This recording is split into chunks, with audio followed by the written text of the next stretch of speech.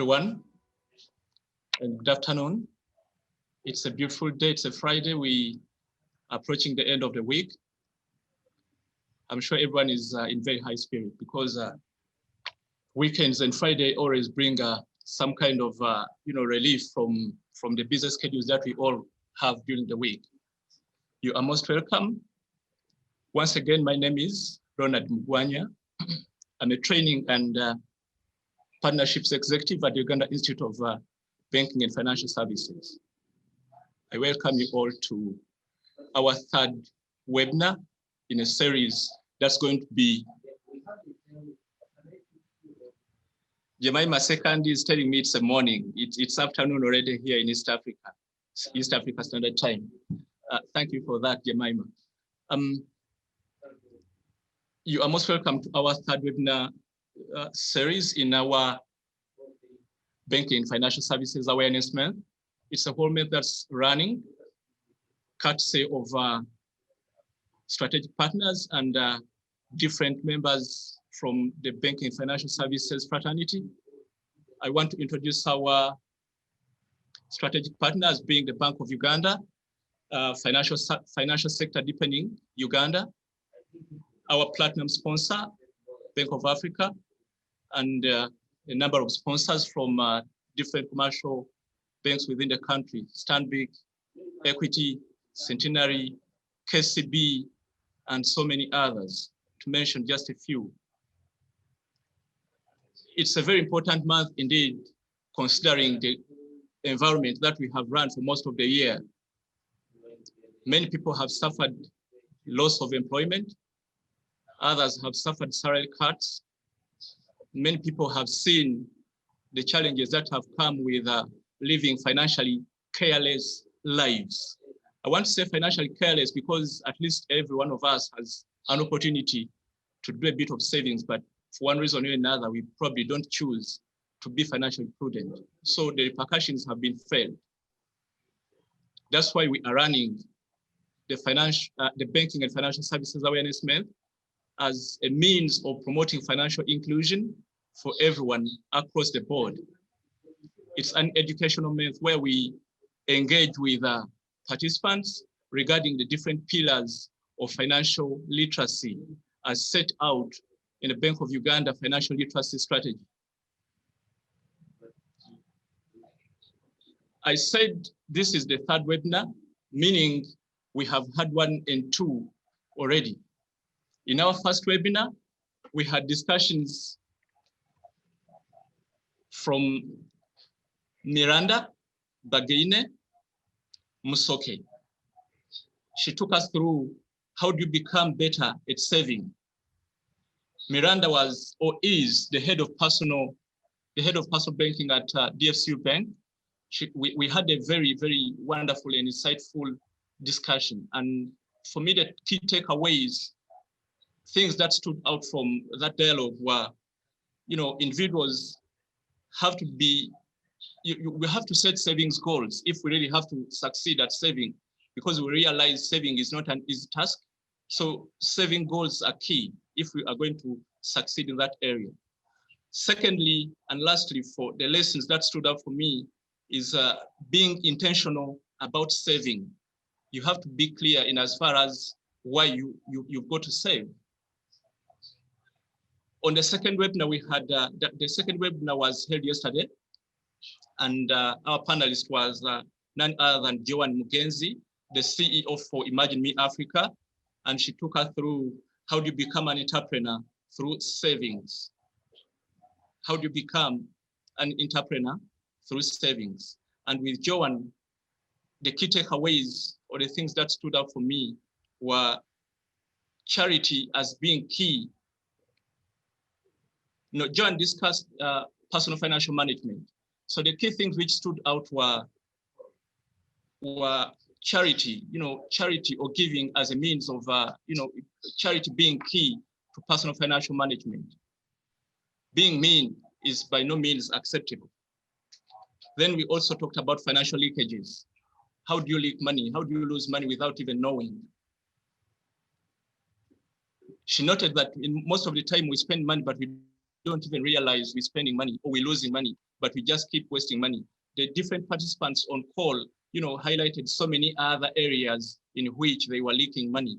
And some of the things which stood out, someone was saying, spending money on weddings, donations in family, and spending so much on DSTV to the tune of about 200,000 shillings per month.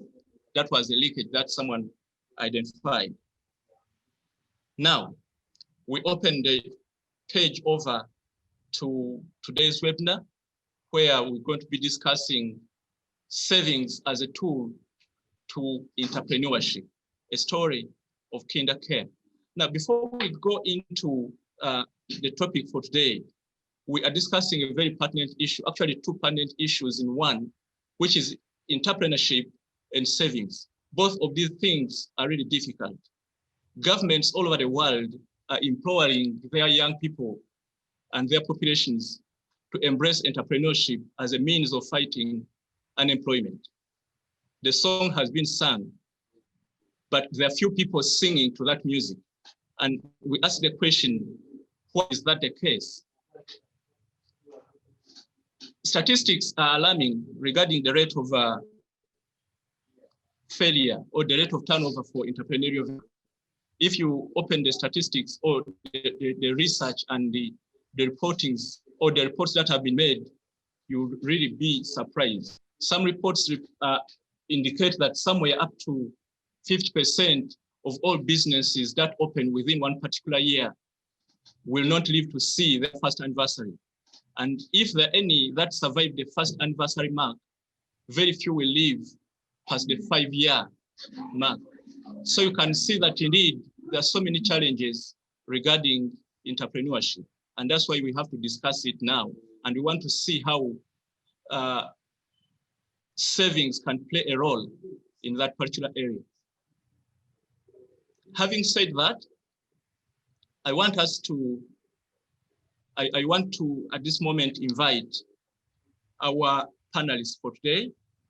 This is a very special person, an entrepreneur, and probably someone who is keen on savings herself. This person is the founder and director of Kinder Care Schools. This enterprise was started in 2004. Before that time, she worked with USAID Uganda as a program in the Program and Development Office and Education and Health Department.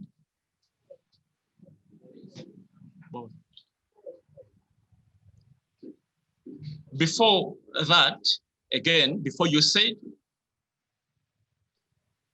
she worked with the admin and research department of Capital Radio and was among the pioneers of the station. She has served as Omkungu wa Kabaka on the Rubiri Nabagereka Primary School Board. This person, our special guest tonight, recently obtained her doctoral degree in education with the University of Southern California, United States. She has a postgraduate diploma in early childhood education with L2L Education Services, Uganda. She holds also a master's in social sector planning and management of Makerere University. Lastly, she's got a Bachelor of Art degree with social sciences still from Makerere University. She's an education consultant. She has volunteered in a number of activities, especially with Rotary Uganda, serving as she also serves as a cadre technical coordinator, basic education and literacy, regional cadre coordinator for Sub-Saharan region. She was recently appointed by Rotary International as a member of SCALE Advisors Education. She's a mentor to small business owners and youth. That means we are all in the right place.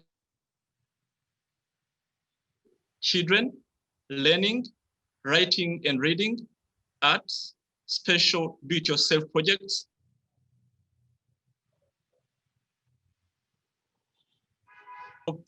uh, because we don't have tea, so if this can't be boring, we may not have tea, but this is not going to be boring. Now, ladies and gentlemen, that special person is none other than Dr. our guest for tonight. Before Dr. Jen actually comes on board, going back to the topic of entrepreneurship and why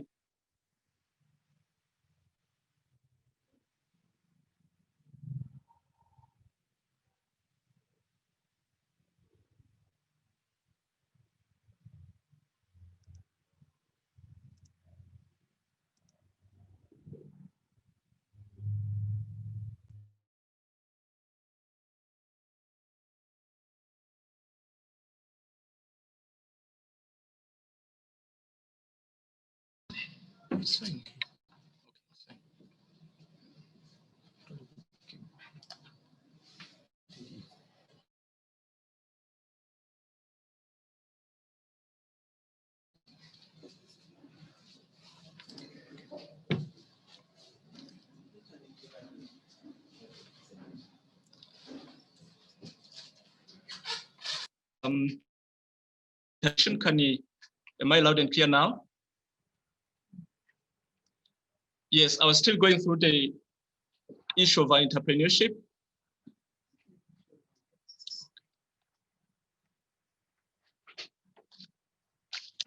And we've already seen that's one of the key issues that's really hitting us all.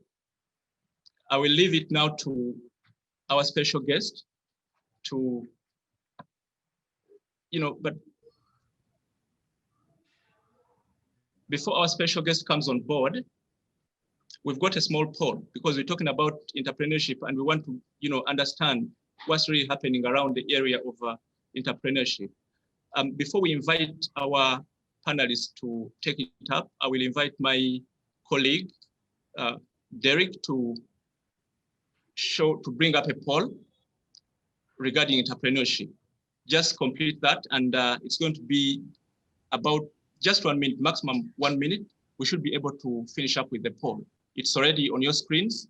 Please fill it up and let's take it up.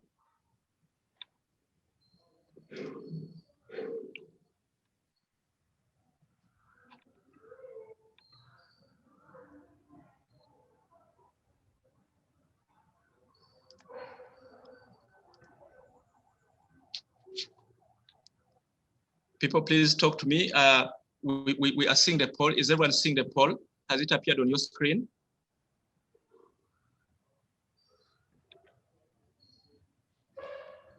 We've got a poll on our screens. Kindly complete the poll and submit. Jemima Semakade says they are seeing the poll and they've completed it. Please, everyone on the Edgold is also seeing it. Bwambale Jafali says not yet. You should be seeing it soon on your screen. It should pop up on your screen soon.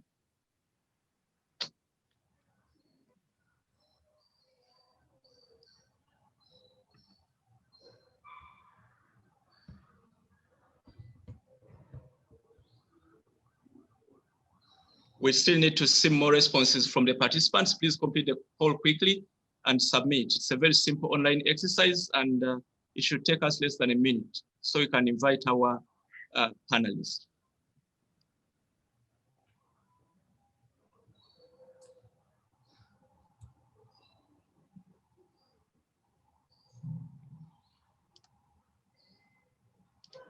Okay, I think we'll take it from there.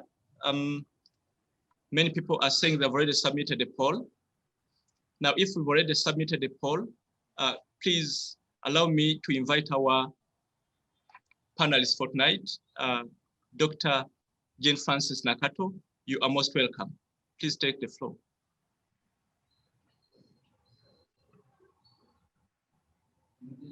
Thank you, Ronald. Thank you very much.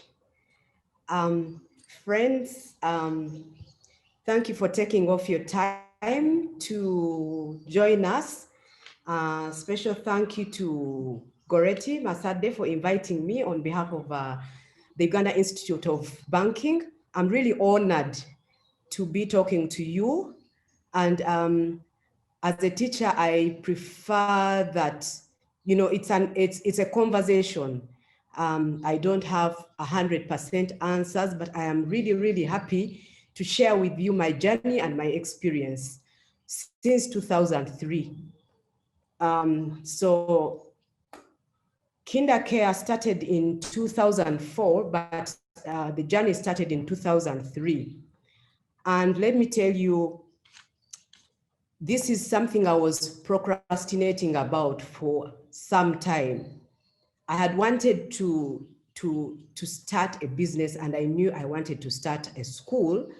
But then, because I had this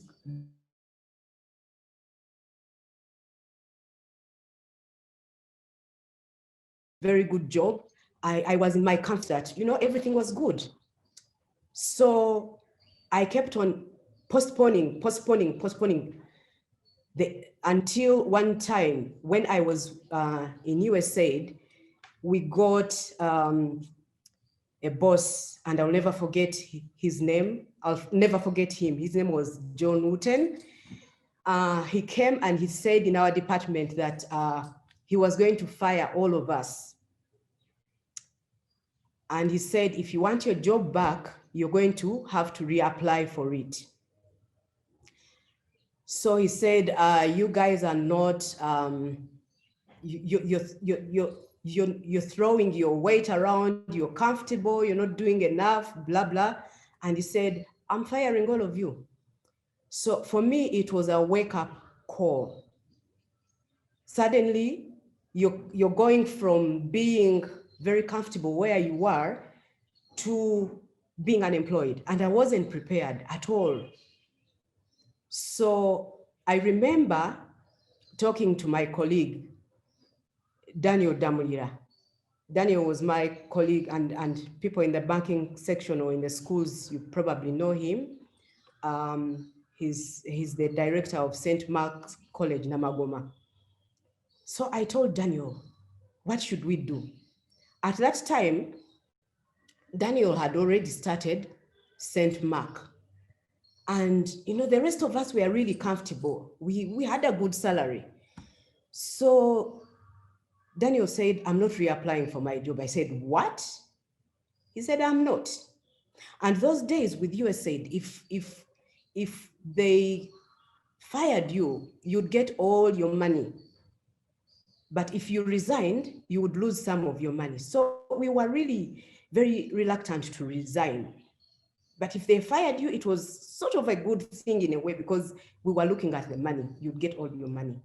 Anyway, Daniel said, I'm not reapplying for my job. I am going. I said, no, you can't do that. He said, yes. So it was a wake-up call. And then I said, I had a list. I remember that time I had a list of all the things I wanted to do. And opening a nursery school was top of my list. But I also had restaurant, I remember very well, and events management. Those were the top three. But nursery school was topmost because it is something I had done naturally during my S4 VAC, during my senior 6 VAC. I used to teach in the nursery schools near home. So I had done it, even if I had done it, you know, unofficially. So it was topmost. So when they said they were firing us, I said, now this is the time. Let me start the school.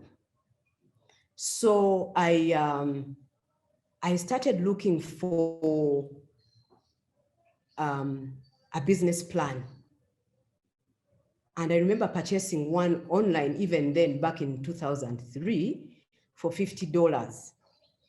And it was a daycare thing. So I used that, but also Daniel shared with me an outline of how to do a business plan, which I combined with the other one and came up with a small business plan to use. Then I started looking for a location. And one of my cousins is into real estate. So he took me around and we found a place in Kansanga. And I liked the place. I talked to the landlord, and you know, I was shaky, but I was so determined. I said, this is now or never. So I talked to the landlord and we agreed. And long story short, we had an agreement. And then he started repairs. Once we had an agreement, I knew I am in too deep, I cannot get out. Fortunately, we were not fired at that time. I reapplied for my job, just like everyone else, except for Daniel, and we all got our jobs back. But then it was a wake-up call. I said, now that I have my job back, I'm going ahead with my plan, and I'll start the school while I'm still in employment. So I went ahead, started repairs, and I remember looking for a head teacher, and I put a small advert in the newspapers, and I got several applicants. And I remember getting disappointed until at the last minute, I got this one applicant. And when I read her application, I said, this is the one. I remember interviewing her from my home, and she said yes. And then we were up and running. So she was employed at the time. And I remember her professionalism at the time. She said, I cannot leave my workplace, but I'll be joining you in the evenings so that we work out the way forward. So she used to leave her workplace in the evening, and we used to go to Kansanga and prepare, and we spent sleepless nights, because we would leave Kansanga in around 9 p.m., 10 p.m., putting the place together, because we were both in employment anyway. So because this discussion is about savings, I want to tell you how I started. So I went ahead with the plan, but then where did I get the money from? In USAID, we had a savings association. And I remember when I had just joined USAID, I was reluctant to join the association. But then in the end, I joined the association, and they would deduct money from us automatically. And then you have your balance to use as and when you want, but at least you have those savings. So if you are at a workplace and you don't have that sort of association, it's a good idea, because if you are one person, your savings may not be enough. In that association with USAID, we would all save. We were about 100 members plus. We would all save, and we would all borrow from that association at a very low interest rate. So when I decided to go ahead with the plan, I had my savings. I remember very well, at that time, I had 21 million shillings in 2003 in savings. And I had worked for USAID. By that time, I think it was maybe 8 years or 9 years, something like that. And I had those savings. So I said, I'm going to borrow against my savings to start the branch. And that is what I did. I borrowed money, and then I paid the landlord. Because of my business plan, I went ahead and purchased things based on my business plan. And I purchased things, and in 2004, I remember it was second term, April of 2004, the doors of Kinder Care Preschool, Kansanga branch, opened. We started with, I think, 5 learners in second term. But by the end of second term, by the end of third term, we had about 35 learners. And I am forever grateful to that lady. I will even mention her name, Tracy Magda. She's now Buembo. She was Nazimuli, but Tracy walked the journey with all the teachers we started with. And out of that team, I think one of the teachers left sometime last year, Sylvia, and one of the people is still, I think she's still around, Auntie Ida. We walked that journey together. It was not an easy journey, But it started because I had those savings. If I did not have that money, I don't know if I would ever have got enough money to open the branch. Right now, of course, it takes a lot more than 21 million to open a school, but it worked for me. And then what happened? When we opened the school, we started, the numbers increased, we trained teachers, we trained everybody, we advertised, parents came along. We continued saving, but it was not enough because there was a lot that I didn't know. I did not know financial management. I had my own personal challenges using that money. Because you see, when you own a business, it's easy to get your checkbook and sign off. And this is what I used to do. Oh, we need this. Okay, how much is it? You get the checkbook, you sign off, you go. I have this personal challenge, I sign off. But where is that money coming from? Until I remember at that time, DFCU Bank had a training in partnership with Enterprise Uganda. So they invited me, they sponsored me as an entrepreneur to go to Enterprise Uganda for a financial management training. And that made a huge difference in my life. I remember Mr. Ochichi telling us that, you know, entrepreneurs, this is what you do, but when you do these things, you are stealing from the business. You have to have a salary. You have to have a budget. You have to have a plan. And we never used to have a budget. You know, well, we had a budget maybe in our heads, but we never used to put down things in a way that made sense. And this really hurt our business. So I kept on borrowing. And I still had my job. So I would borrow against my salary to put back in the business. But the main challenge was me, the entrepreneur, because I didn't have any financial competence to manage the business. Cash comes in and you use it. Where have you registered that money has come in? Yes, we had a bank account, but that money has to go to the bank account first so that you register that this is an income, it has come in. And if you have a budget, then you're spending against that budget. But we had this habit. Oh, the money has come in, Teacher Tracy would call, and you know, she had this soft voice, Teacher Nikki, this parent has paid, and then we have this need, what should I do? I said, okay, you spend and write it down. But that was wrong. And most of you here have indicated that you want to start your own enterprises. Please have that bank account and make sure that money is banked first before you spend. And when you spend against a certain budget. So when I went through that training, I realized, yes, I know what to do, but do my people know what to do? So the head teacher and some of the teachers at the time also attended the financial management training. And from that time onwards, we did so many other trainings, customer care, things like that. And even if this is a financial management discussion, I want to tell you that having a business is much more about, it's beyond just financials, but the customers as well, customer care. It's part of it.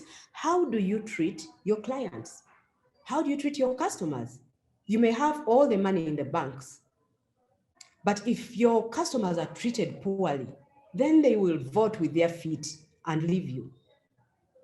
So we had customer care training, we had all sorts of trainings. And then along the way, the school grew to a certain extent, and I realized that I needed to be there full time. So 3 years into the business, my contract was ending with USAID. I decided I am not going to renew it. Let me take a leap of faith and continue with the school. So I remember my last day of work that I remember it very well because it was my birthday in January. And I worked, I think, up to around 8 p.m. And my colleagues were waiting for me in a restaurant to celebrate my birthday. But I felt a sense of independence when I left. I didn't leave because my job was bad to me.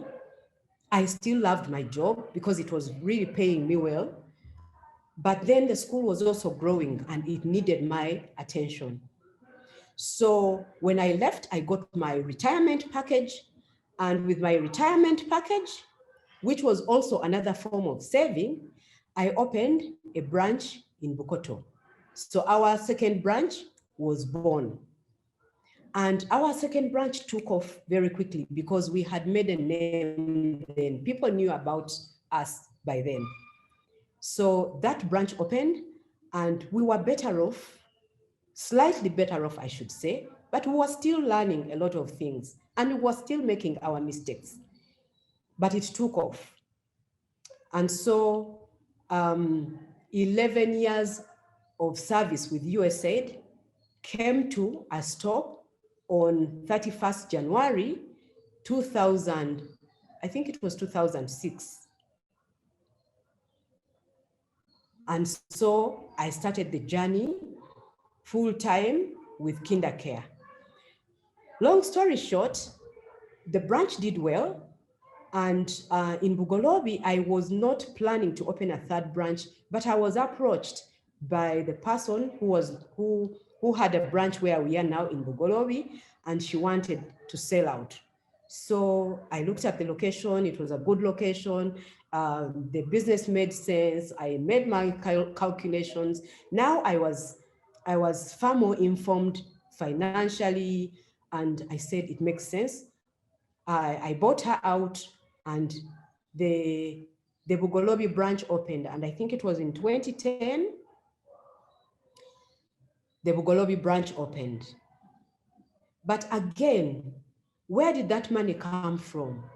We still had a portion that we were saving. By the way, when I left USAID in 2006, I did not leave the association. Up to now, I'm still a member of the association. That association graduated into a circle. Now it is a circle, and I am still a member of that circle. And even as I speak, KinderCare as a school still saves money with that circle. And as a school, we borrow money at a very low rate. At a risk of annoying all the bankers on this forum, yeah, we have that. So it is a circle, we borrow from it. It's called STEDFIN, and I decided I am not leaving it. But what else did I do? Along the way, I learned the value of saving. Within USAID, we had a group of colleagues, and we had another smaller association of 20 members. We were saving money. And we saved, and then at some point, people started leaving the agencies. Some went to the US, some started off privately. I had also left. And because we all had gone our different ways, just a handful of members had remained within that association. In the end, we closed it, but we had saved some money in that association, and we had bought land. And because we had bought land, we were able to get some money. And some of us were able to use that money to buy land. I used it to buy a plot of land. And I am sure I would never had that plot of land.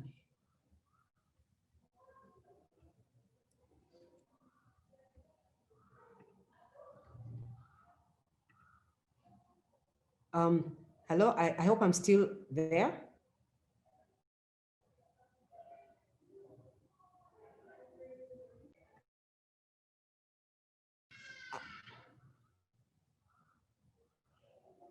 Hello? Oh, you're muted. We can hear Ronald. you. No, we can hear you. Yes. Okay. Please go ahead. Guys, I beg your pardon. That's the plight of our technology these days. Anyway, I was able to buy that plot of land with those savings. Why am I laboring this? Sometimes you get this property, not because you have a fat bank account waiting for you, but because of the savings you've had along the way. So I'm still part of STEDFIN. I'm still part of, that other savings association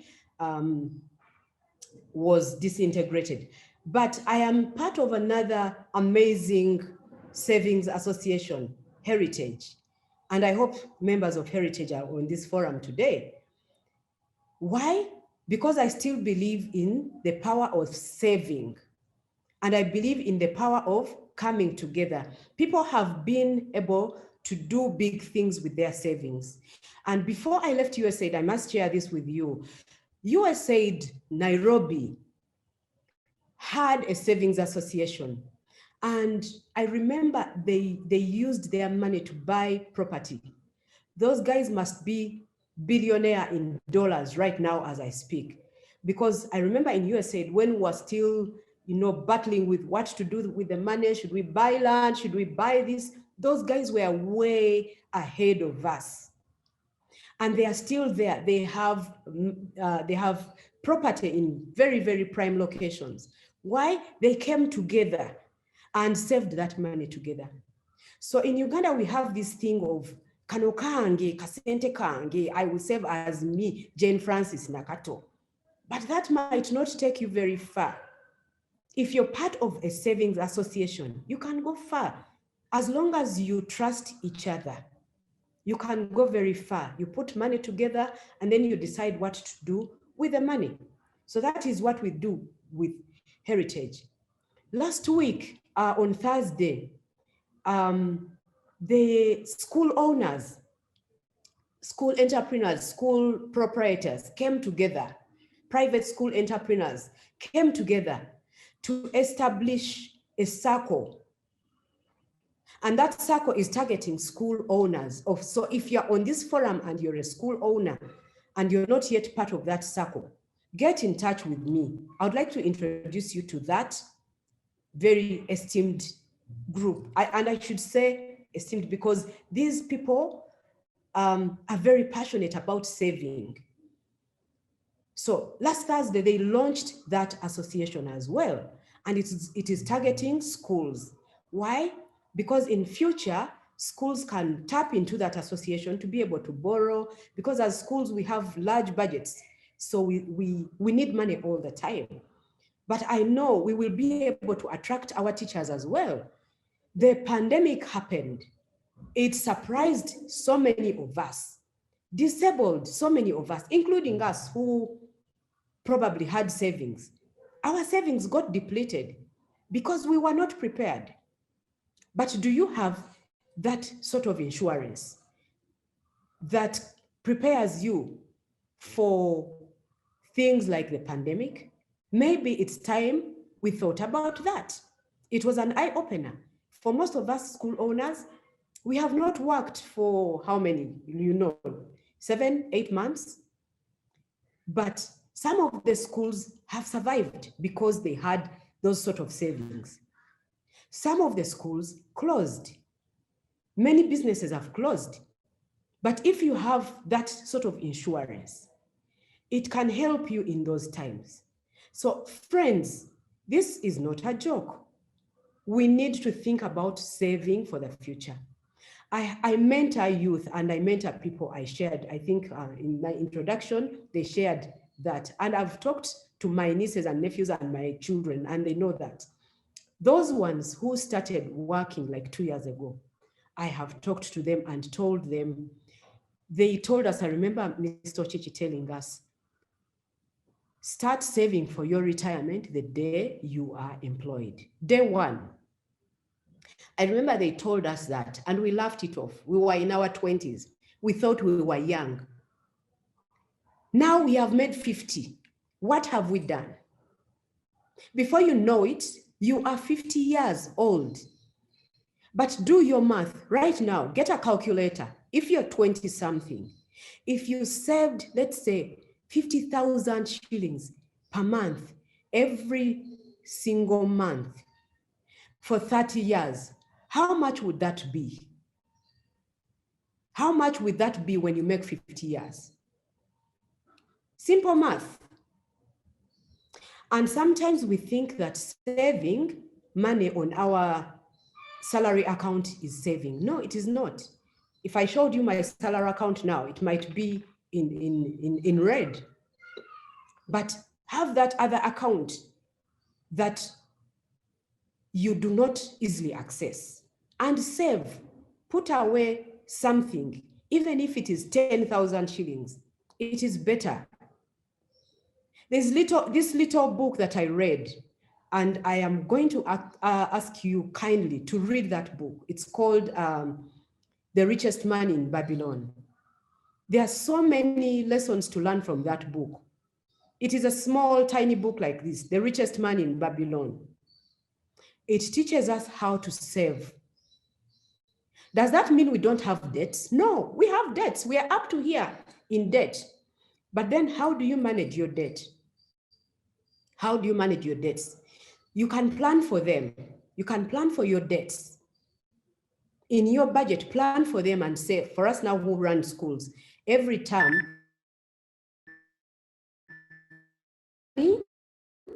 I'll be paying this amount of money to so and so, and this is the portion I'll be paying. So have that in your mind and plan for it. That is what The Richest Man in Babylon tells us. We are all in debt, many of us, but how you plan for your debt matters a lot. And then we waste money in so many things, and I think Ronald mentioned that, but it is time to reevaluate what eats up your money. Should I go running in everything just because I have to belong? Just because I have to belong? My friends tell me, let's go here, and I have to go. No. Bottom line, think about your personal objectives. You need that money. So that has helped me along the way. And because of that, we were able to save money and also open a fourth branch, which is our primary school where I'm seated right now. Our primary school. And then we also opened our fifth branch in Lubowa. It's another nursery school. But because you have a little bit of savings and you have a very good relationship with your banker will be able to finance you. DFCU has financed me along the way. When I go back, we sit with my relationship manager, Jenny. We sit down and Jenny says, Teacher Nikki, this will work, this will not work. And then we go with what works. So you also have to apply that sort of discipline. But what am I telling you? You can do whatever you want to do. Let me tell you, the world is abundant. Whatever you set your mind to do, you can do it. Don't let anybody tell you otherwise. You don't have to be rich. Even with 20,000 shillings, you can start a business. I'll give you an example, and I shared this with Goretti last week, that at home we sat as a family and said that COVID happened, but what have we done for the past few months? Then we realized we had not done much. And then we said, this is a shame, we need to do something. My daughter Gabi, who is 18 now, said she loves eating daddies. So she said, let's do these fabulous daddies. Then for me, I said, let's do kabalagala. People love kabalagala. And I talked to a few people. My cousin told me they buy kabalagala at 1,000. One kabalagala like this.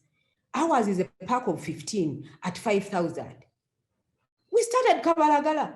And for me, let me tell you, I am not ashamed to tell you that I am doing kabalagala. It brings money to buy food on the table. Who cares? Do not be ashamed. Do not be ashamed, and don't be afraid to tell people that you're doing this.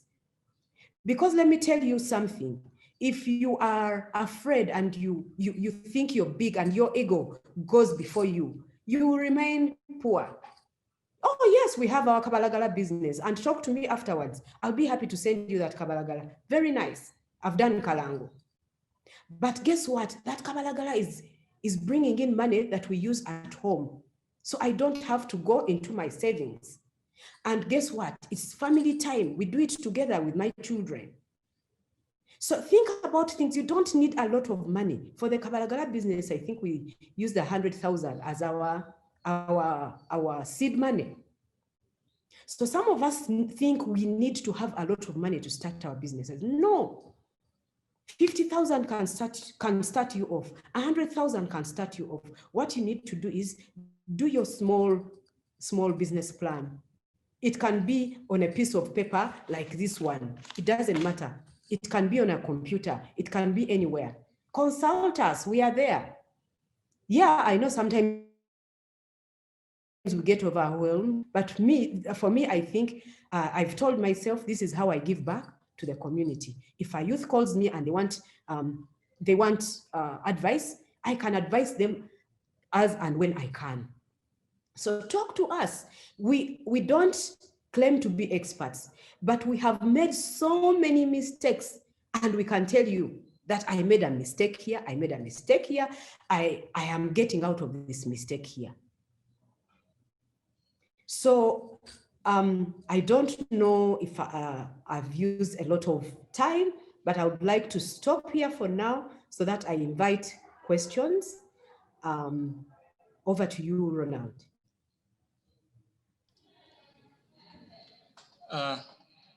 Thank you so much, Dr. Jane Francis, for the wonderful presentation. We are really grateful. You've shared really the journey to where the kindercare schools are right now, and you've given us that really insightful, you've given us those insights into how it all started and to the point to where we are. Though one thing which is exciting to me is, how do you give back to the community without actually giving in monetary terms? Like you stated, advising the youth and children about financial literacy and different things about business is, one way of how you give back. It's part of your corporate social responsibility. I think many of us online or on call right now have taken notice. You don't have to be giving back in monetary terms. Dr. Jane has spoken for quite a lot, almost 1 hour. I want to give her a breather for like 2 minutes. But in that period, Dr. Jane is a teacher, like she's already mentioned, and teachers always want to get feedback from their learners. I mean, that kind of assessment is always welcome.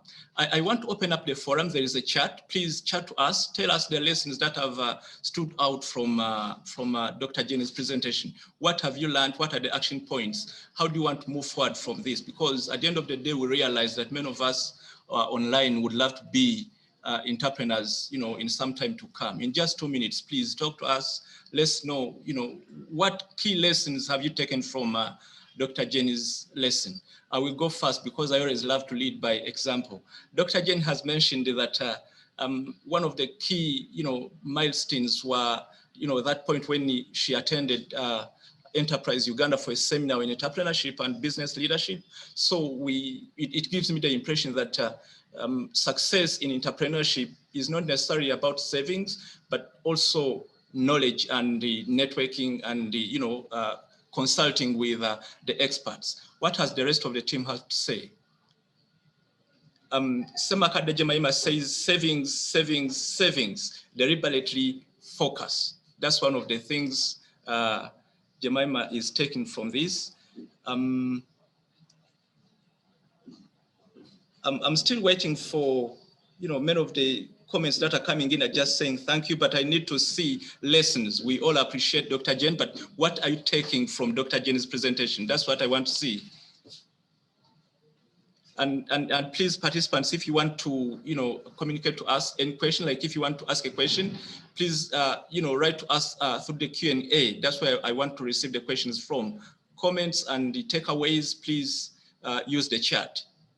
We've used 1 minute so far, 1 minute to go. Please, let's know what you've learned from, Paul Bernard says he learned financial independence.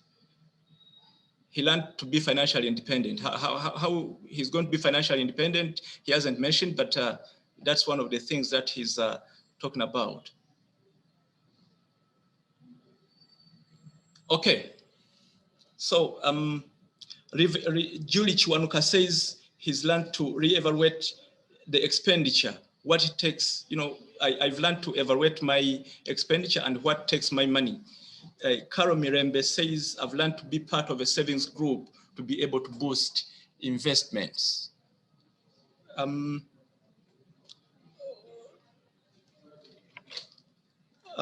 learned to be open. You know, I've learned to open an account for my side hustle. That's Sisi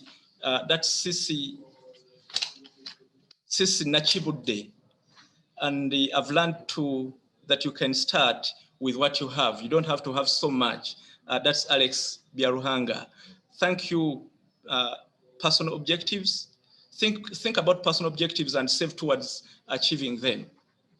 So those are some of the, the key takeaways that our participants online are coming into, say like the things that they've actually learned from the presentation from Dr. Jane Francis. However, just to add my voice here, the threat, no one has mentioned about the threat that came from the boss, the American boss who threatened to fire everyone. She reminded Dr. Jane, probably that was a good threat. She reminded Dr. Jane that, you are being too comfortable here. Please, you need to do something about yourself. A business plan is equally very important, and spending against the budget. There are so many things. I really wanted to hear from what the participants have got to say, but thank you for those of you who have actually contributed something. Crispus Semitala says self-reliance is so important. So this knowledge is so important, and the financial literacy is prime. Thank you, Crispus. Financial literacy is actually at the core of our banking and financial services awareness month. So if we are to take anything from the presentations of different panelists, indeed, financial literacy is key. We've got to pursue that at whatever stage of our, working lives. Okay, now, Doctor, having said that, we'll have a couple of minutes later in the presentation where my colleague Derek will give us the findings from the poll that we just conducted. However, before Derek comes on board and while he still prepares, there's some questions that have been coming through from the Q&A, and I would love to start with three. I'll be asking three questions in a row as they come through the Q&A. Charles Cassos goes, how much did you borrow from the association? That's number one. How much did you borrow from your association? Ongom David Dick, I worked for almost 13 years and most of the money have gone for school fees. And at times I go beyond the level I can catch up. What do I do? He's, at crossroads, doesn't know what to do. Can you tell us the best investment formula? Those are some of the questions. Paul Bernard is asking, what's the best investment formula? I think those are the three for now. Dr. Jane, I will hand it over to you, and we can take it from there. Thank you. Thank you, Ronald. How much did I borrow? I shared earlier that I started with 21 million. And maybe what I didn't mention was that at that time, you could borrow up to 3 times your savings. And each association has their own bylaws and rules and guidelines. But our association at the time, let's say if you had 10 million saved, you could borrow up to 30 million. If you had 5 million saved, you could borrow up to 15 million. So for me, I borrowed 21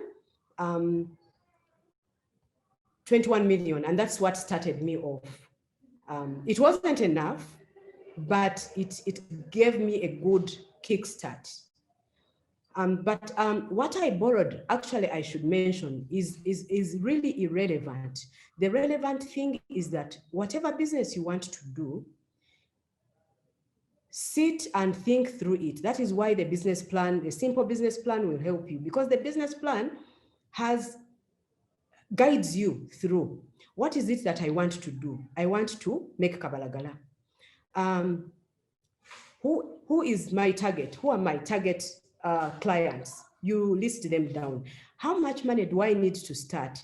This is how much. How much do I need to spend? This is how much. When I deduct what I'm spending from what I'm getting, does it make business sense? No or yes. If it doesn't make business sense, how much kabalagala should I make daily to be able to make business sense? Then you put it down. So it doesn't matter how much money, because if it mattered how much money, the people that you hear about who have won $1 million or so much amount of money and then lost it again would never lose it. People have big businesses and they lose them. The real thing is that you have to be financially literate. You have to keep learning along the way. I'll tell you, even now I am still learning. I'll share something. Yesterday, I met a colleague of mine who is also my mentor. And Oscar, you'll forgive me, I'll mention that. I met Oscar yesterday. And he took me through a number of things that we have not done right in our school. I would have said that after so many years of running the school, I am incapable of making mistakes. No, I still make mistakes. But guess what? I am still open to learning. And that is the thing. So you have to be open to learning, and you have to be willing to put your ego at the side and put systems in place that will help you be able to focus. I came back to school and I told the people that, you know what, we're going to have to change a number of things because I have learned lessons from another school and they're doing it so well. So be open to learning. Then saving first, the person who has been saving over the years and you don't see any money left, I am not shocked. Why? The mistake we make, and that little book, The Richest Man in Babylon will tell you, the mistake we make, we pay everybody else and we don't pay ourselves first. What do I mean by paying myself first? It doesn't mean that when I get money, I deduct off and go and do whatever I want. Paying myself first means if I am earning, let's say, 1 million shillings, and I have a formula, 10% is going to my savings. Before I spend on anything else, that 10% will go to my savings. 10% is going towards paying back the loans that are running. Another 10% is going to my insurance. That is how you pay yourself first. So the 10% or 15 or whatever percentage you have decided to go towards your savings, you deduct it before you spend any money. The mistake we make, you first get your 1 million and pay off the person in the supermarket near home. You pay off Teacher Nikki that you owe. You pay off these other debts before you save. Saving is the way you will pay yourself first, and you take off that before you spend anything else. For me, I have 3 children, and they have their account. And I've always, whenever I receive my salary, I have a standing order with DFCU Bank. They deduct it off my salary automatically. So that is a saving. I never use that money.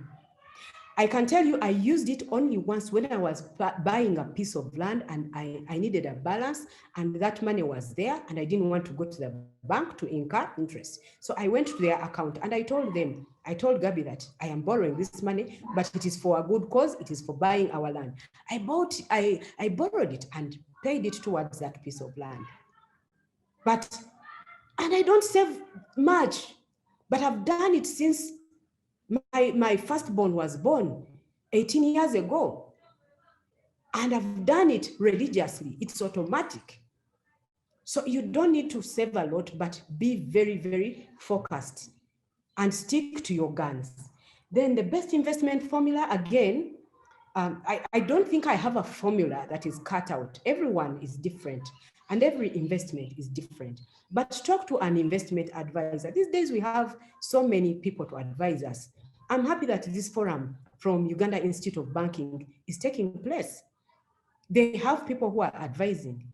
Enterprise Uganda is there, and I know they have trainings. They used to have trainings, and I still think they have trainings, weekly trainings. And guess how much you pay? 20,000 only, 20K. You go and they give you that kind of training every other week, in financial management, and they have people to advise you.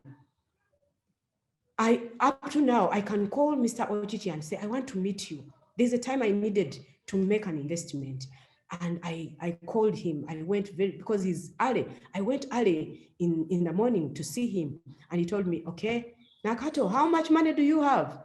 How much do you have in savings? What property do you have? And he told me, you know what? I think it's not yet right for you to do this kind of savings, unless you want to sell this kind of property to be able to do that saving. He advised me, and I didn't do the investment. So your investment depends on what you want, but also on the savings that you have, and also on your willingness also to go for it. There's someone who posted on this forum, and I saw that go for it. Many times we fear. Don't fear. Let me tell you, fear will keep you, will only keep you away from getting your financial independence. And if you do not venture, then you will remain small forever. You have to be able to think bigger all the time. Does that mean you take unnecessary risks? No, but go for it. Go for it. That is how you will know that I am capable of doing this. So I hope I've answered your questions. Over to you, Ronald.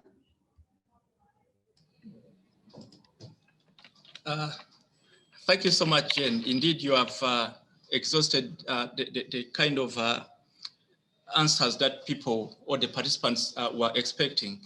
I still have quite a couple of questions here, and like I said, they're going to be coming in threes. So I'll go with the first one here. If someone wants to get to your field, that's the entrepreneurial field, what would you recommend, or where do you recommend them to start? What do they have to learn first? What lessons should they take first before they get to where you are? The second one is baptizing a new venture is a key challenge for entrepreneurs. How did you go about the baptism process of kinder care schools? That's a very beautiful name. The colors are nice, and take us through that process. And lastly, of the three, a lot of uncertainty clouds new venture creations. At what point did you actually know in your career? At what point in your career did you actually know that you've hit the right idea? That is the third one of the three. Dr. Jen, I will now leave it over to you, please. Okay. Where do you start if you want to start a new venture?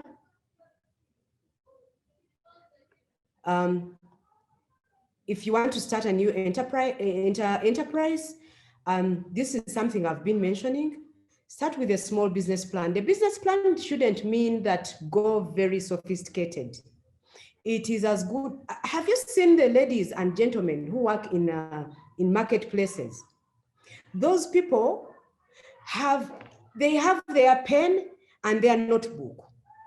Have your pen and your notebook. If you don't have a sophisticated, some of you have phone apps these days that have business plans. Some of you, if you're that sophisticated, but if you're not, it starts with your pen and paper. Write down the business ideas that you have in mind. List them down and be true to yourself.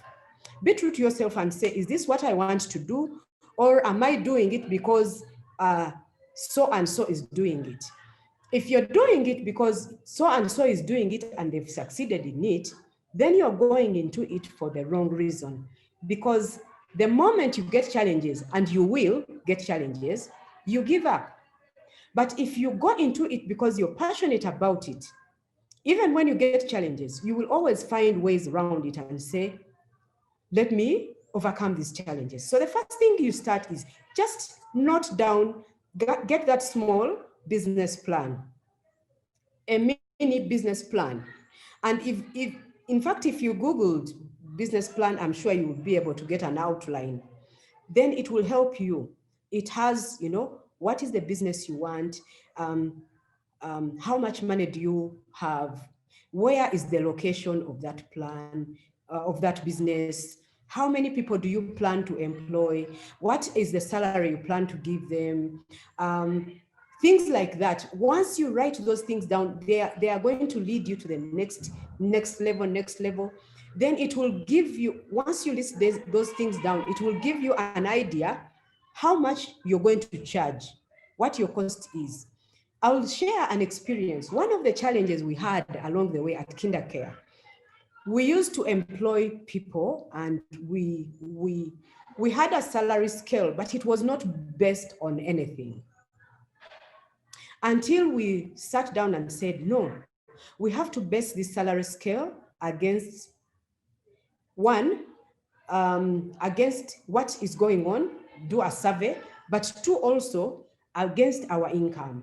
Because otherwise you'll find yourself paying a lot of money that you don't have. So you have X number of children, and this is your income, and these are your expenditures. Is that enough for you to be paying this amount of salaries? So that is what the business plan does for you. So before you start, sit down and think through that. That is business planning. And then once you have the figures, you can even consult people that are already doing that business. Gone are the days where people think these backward things of you come to me because you're starting a school, and I don't give you information just because I'm running a school. That has never been my policy. Never, and it will never be. You want to run a school, I have time for you, I will meet you. I'll meet you. If I don't have time to meet you physically, we can talk on phone, and I'll tell you some of the things you need to know.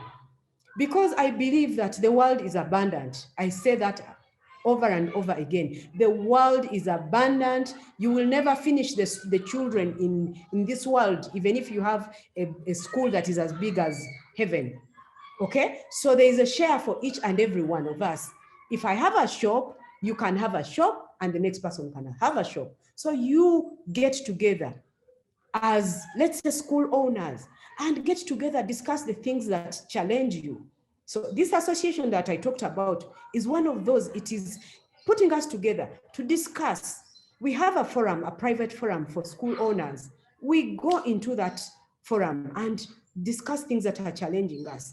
Gone are the days of saying, I will not tell you just because we are competing. Competing with who? Okay, so sit together and get people who are already in that sort of business to guide you. Then baptism of the name. Ronald loves our name, KinderCare.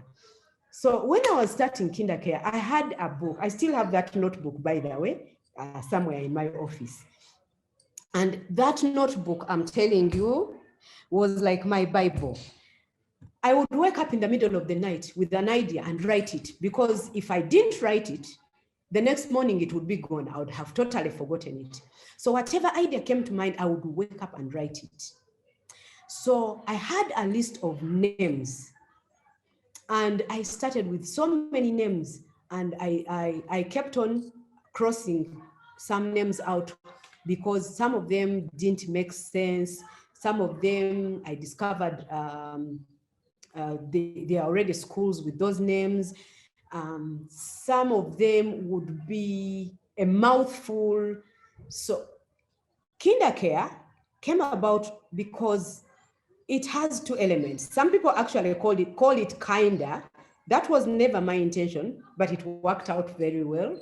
KinderCare, well, we are kind people and we care for the children, but that was not the intention. Kinder is a German, in German it means child. So Kinder, child care. So that was the reason behind it. And care with a K, we changed from C, I changed from C to K because it was beautiful when it came to making a logo. You see our logo right here. The one K and the other K, it looked nice, simple, and beautiful. And I thought it would work out very well. So I changed to that. And by the way, even the logo, I sat, and I remember that time I sat on the computer because I love art. I drew that logo in certain ways and made it better and better and better. So my art came in handy. But the name came about because of the meaning behind it.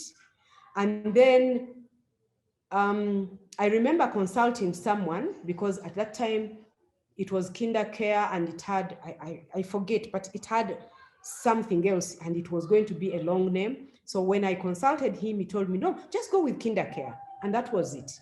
So I went with kinder care. But when you are coming up with names, think through, what do they mean? How will people pronounce them? Years later, I discovered that kinder care is tough for some people to pronounce. Some in Rotary, we have a joke. Some people call it kindakare. And I am not asking you to call it kindakare.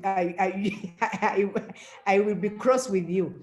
But that was an eye opener. I said, oh, I didn't see this coming. So when you're coming up with a name, it goes with, let's say you want to name your child.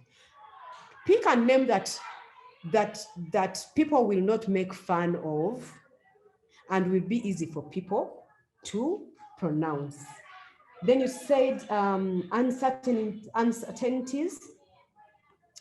And there are so many uncertainties, and how did I know that I had the right idea? Ronald, I want to tell you that even now, there are still uncertainties. Nobody, for instance, knew that COVID would come and hit us like this. Nobody knew that schools will be this affected by COVID. Nobody knew that children will be home and start online learning. Nobody knew that. So there will always be uncertainties. But if it goes back to the gist of this forum, it goes back to you saving for the rainy day. It goes back to planning for uncertainties. Schools have school management committees. Some of you call them boards. If you have a school board will also help you. It will push you and direct you into the right ways. Kinder care, we have a board. And when we sit in the board meetings or school management committees, they guide you, the entrepreneur, and they guide the rest of the school management committee on how to go about meeting the uncertainties. And I'll give you an example. When COVID hit, one of the members of our committee called me and said, you know what, let's save some money. Can we close this branch? And not closing it as in pack up and go, but can you combine it so that you save money in rent, because we are on rented premises? And it made so much sense. I had not thought about it in all my years of running the school, but it came from a member of the school management committee. And so we got our Bukoto branch and combined it with our Kitante branch because they are nearby. So Kitante branch is our primary school, in case you didn't know. So we have our primary school. It goes from P1 to P7. So we combined it. We said, let's combine it. When things settle down, we will look for another branch and go back. But that came from the school management committee. Okay, so you can not get rid of, entirely get rid of uncertainties. But if you have people to support and guide you, it works out for you. So I hope I've answered those questions. Sorry, I must apologize. There is noise coming from here because of our children playing, but apology accepted, Dr. Jen. Apology accepted. Yeah. Yes. Thank you so much for those insights. I will take only 2 questions from the Q&A, and these ones are coming from one, Andrew Banturachi. He says, Dr. Jen, thank you for sharing your inspiring experience. Would you probably know why SACCOs or investment clubs are not that successful here in Uganda, generally speaking, as they are across the border in Kenya? That's number 1. Then 2, and lastly, I need, Sarah Ekrapa says, I need help in drafting a business plan. Where can I get help? Over to you, Jen. Okay, SACCOs, I can't say I am a guru on knowing why they have not succeeded, and I do not want to provide answers to unresearched data. Sorry, now I'm getting academic. However, I'll just give my own perspective. In Uganda, there's a lot that we need to do, and it goes back to, again, financial planning. Some people, if people open up circles, who are the people behind the circles that have been opened up? What kind of experiences do they have? Who are the people that are running the circles? What kind of governing board do they consult? So before you join a circle, you have to make sure you get all that knowledge. Get that knowledge. Get that knowledge first, because anybody can open a business, but the experiences behind the business, the people behind those businesses matter a lot. So if somebody opens up, I want to guess that maybe the circles that have failed, and I've heard stories of circles where people opened up circles and just stole people's money and left. Of course, those people opened circles with the idea of stealing from the community. Those are wrong people. Find out who is behind this circle. Who are the shareholders? What name have they made in the business community? If they have red all over their name, do not join. But if they are people of good standing in the community, then you can join. And that goes with partnerships. If you want a business partner, for instance, do a background check. What kind of person am I partnering with? What success have they had in running a business? So do your research. Sometimes we want to do things very, very quickly and very, very fast. But if you do your research, it pays off. Ultimately, it pays you off. And the person who said, sorry, I didn't write down the name, who wants assistance in drafting a business plan, go to Enterprise Uganda. They have their offices along Lumumba Avenue,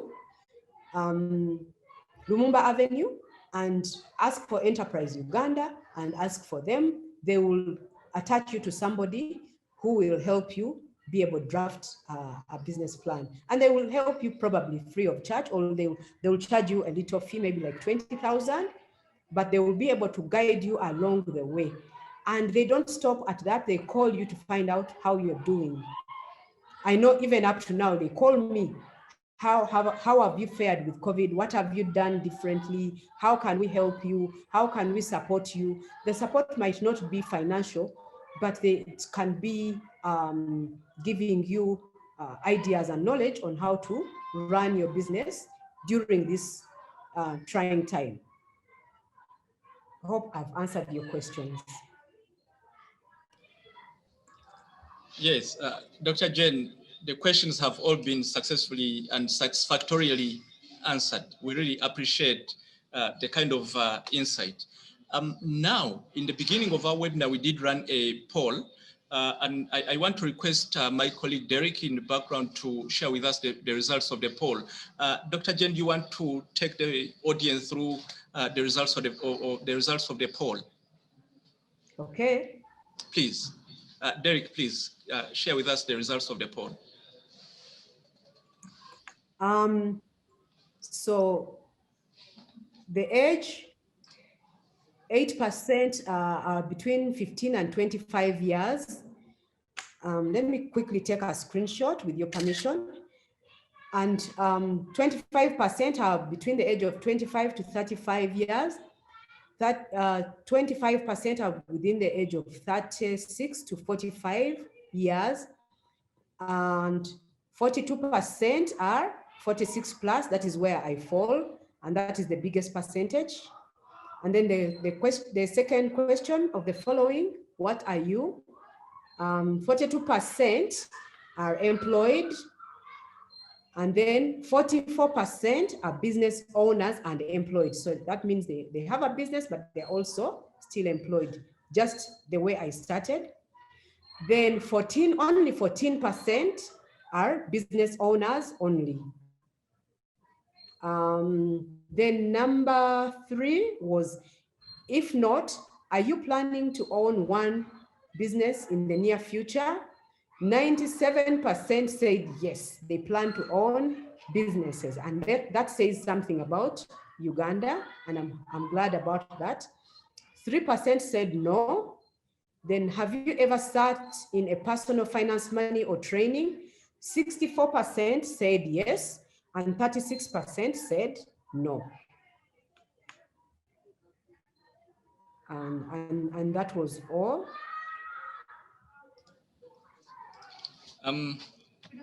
Thank you, Dr. Jen. I think to all the participants, we are now clear on the demographic makeup of all the people present on call.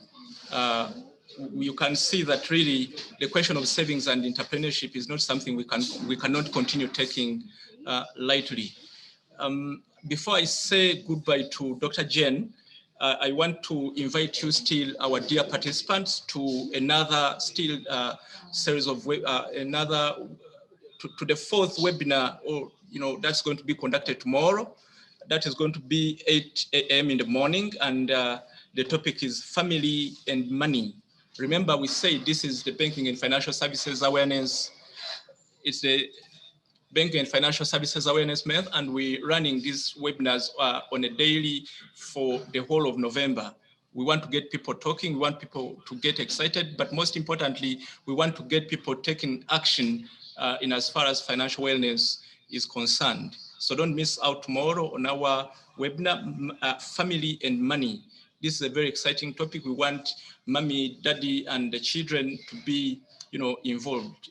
8 o'clock is probably a very suitable time, and we want to see you there. Our panelists are going to be Alice Matama Mutabazi, Yugford Microfinance Limited, the savings manager, and Kabalisa Lucy, Opportunity Bank Head, Institutional Banking. Please don't miss out. I really want to thank you, Dr. Jen Francis, for the time that you've taken off. 1.5 hours is not a small time. We really appreciate your time and the insights that you've shared with us. And I hope that to all the participants on call, please endeavor to put into action what we've just learned. Webinars shouldn't be just a means of passing time, but there should be an opportunity for people to learn and implement the lessons that have been acquired. I want to thank you so much, Dr. Jen, and I wish you a very, very, very nice weekend. Thank you very much. It was my pleasure. Thank you for inviting me. Money can enable you to live a better life only when you budget and save before you spend. Act now. Learn how to manage your income and expenditure correctly at the Banking Financial Services Awareness Month. Meet the financial experts. Learn how to deal with financial hardships like those caused by COVID-19. Be money smart. Be part of the Banking and Financial Services Awareness Month. Visit www.yourmoneycan.or.ug. Brought to you by the Uganda Institute of Banking and Financial Services, UIBFS. Your money can help you achieve your dreams only when you save every time you earn. Learn how to keep part of your income to help you, your family and business manage through emergencies like COVID-19 at the Banking and Financial Services Awareness Month. Meet the financial experts. Learn how to deal with financial hardships like those caused by COVID-19, how to prepare for similar emergencies in the future, how to create an emergency account, and how to save to achieve your dreams. Be money smart. Be part of the Banking and Financial Services Awareness Month. Visit www.yourmoneycan.or.ug.